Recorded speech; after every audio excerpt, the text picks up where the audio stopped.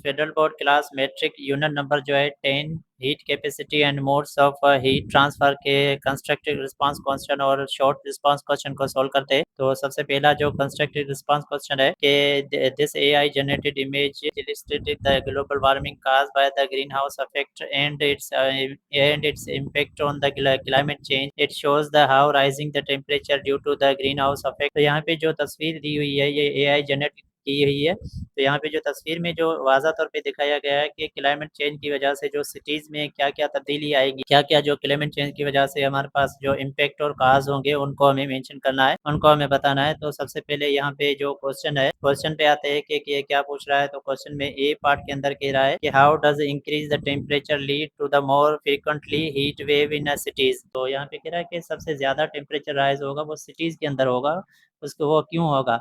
तो यहाँ पे इसका आंसर है increase the temperature rise the base line heat way level and cities with more concrete and less greenery trap this the heat cause more frequently and intense heat wave.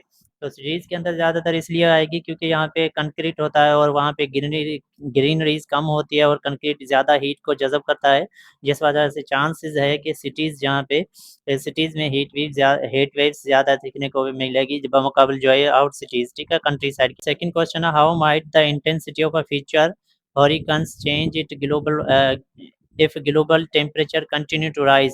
तो यहाँ पे कह रहा है अगर मुसलसल टेम्परेचर राइज होता है तो क्या क्या चेंजेस देखने को मिलेगी।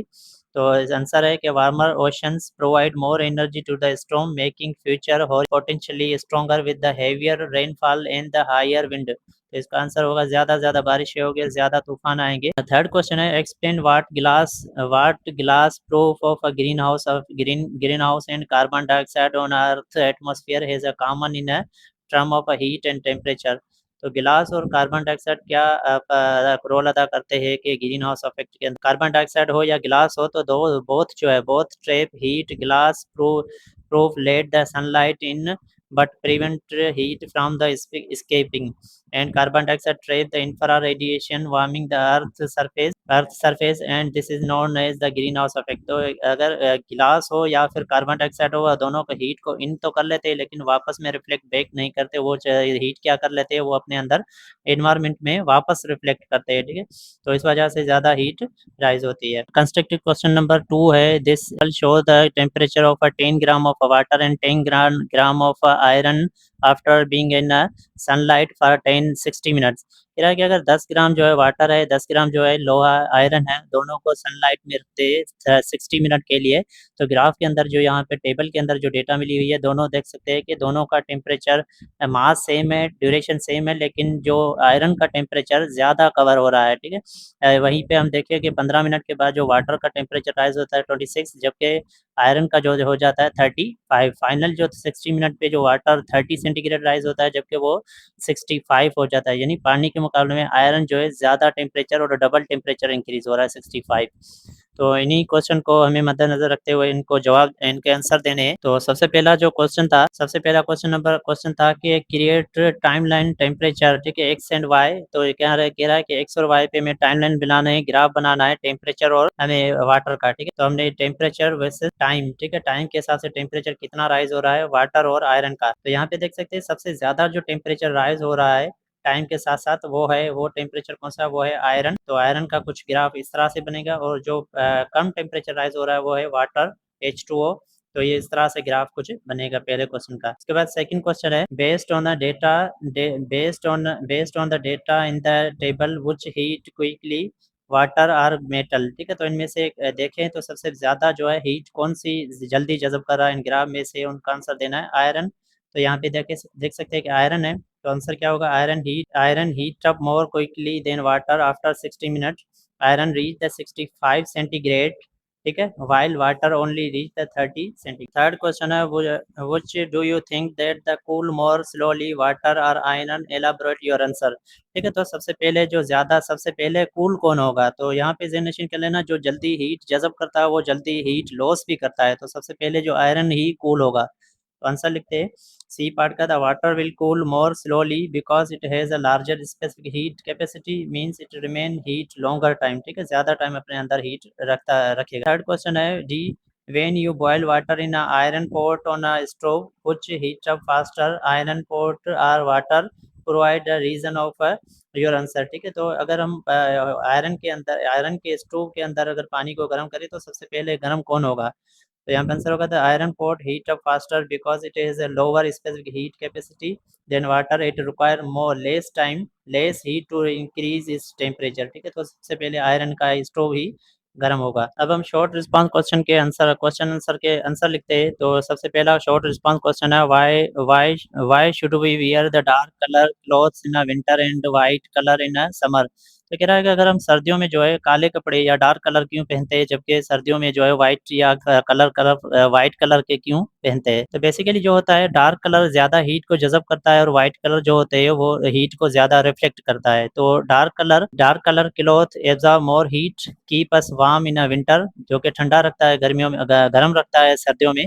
While the white colour cloth reflect light, keep us cool in a summer. ठीक है, इसका आंसर ये होगा। क्वेश्चन नंबर 2 है in house geysers or water boiler are filtered on the ground floor and still we get warmer water in the top floor without using pump, is it possible?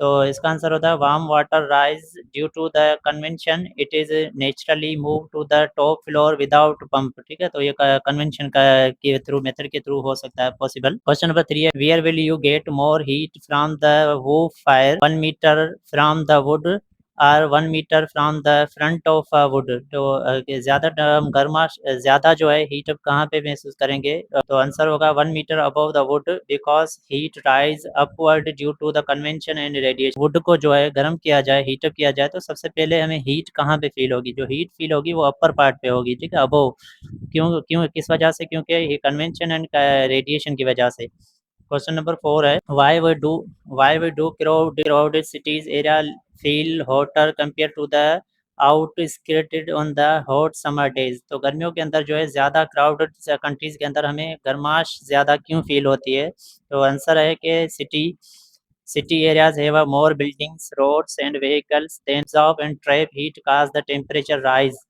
ठीक है, तो शहरों के अंदर ज़्यादातर बिल्डिंग्स होती है, कार्स होती है और रोड्स होते हैं जो ज़्यादा हीट को जज़ब करते हैं, जिस वजह से हमें गर्माश फील होती है बमुकाबल अर्बन एरियाज़ की वजह से। क्वेश्चन नंबर 5 है why the metallic handle of a door colder than wood of a same door in when you touch. तो जब हम टच करते हैं डोर को तो जो मेटेलिक पार्ट होता है वो ज़्यादा कोल्डर होता है बमुकाबल जो है कूल होता है, ठंडा होता है बमुकाबल जो है वुड का जो बाकी हिस्सा।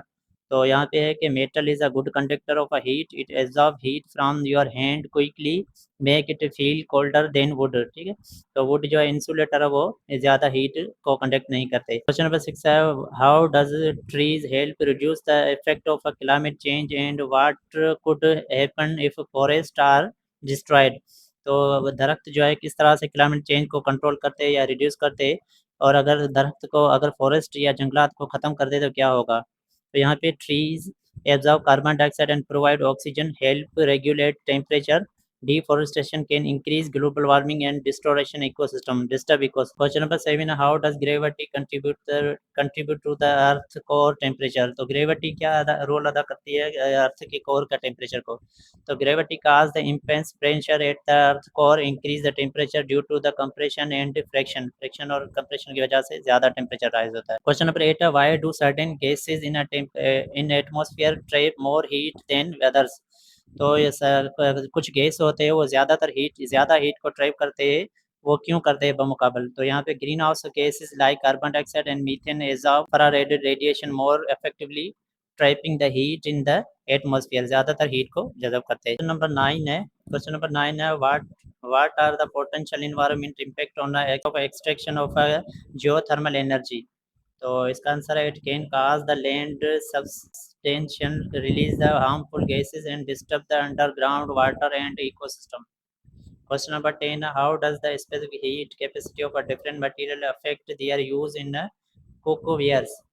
इसका आंसर है the material with low specific heat capacity like metal heat up quickly and are used in a cookware to save time and energy। तो अगर मेटल को यूज़ करें तो वो हमारी एनर्जी और टाइम को सेव करेंगे, जल्दी जल्दी कुक करेंगे फूड को। क्वेश्चन नंबर 11 है water at 20 centigrade is sent deep underground into the heat layer where it turn into the mix of steam and hot water 100 centigrade. As steam and hot water cool back down at 20 centigrade, why does the 1 kg of steam release more energy than a 1 kg of a hot water? तो इसका answer है 1 kg of steam release more energy because it is release latent heat when it condenses into the water, then release submersible heat. It cools from 100 centigrade to 20 centigrade more than just hot water cooling. ये थे chapter number 10 के short response question और constructive response question. तो अगर in answer question answer का PDF चाहिए तो comments कीजिए, मैं आप लोगों को पीडीएफ भी इसका प्रोवाइड करूंगा।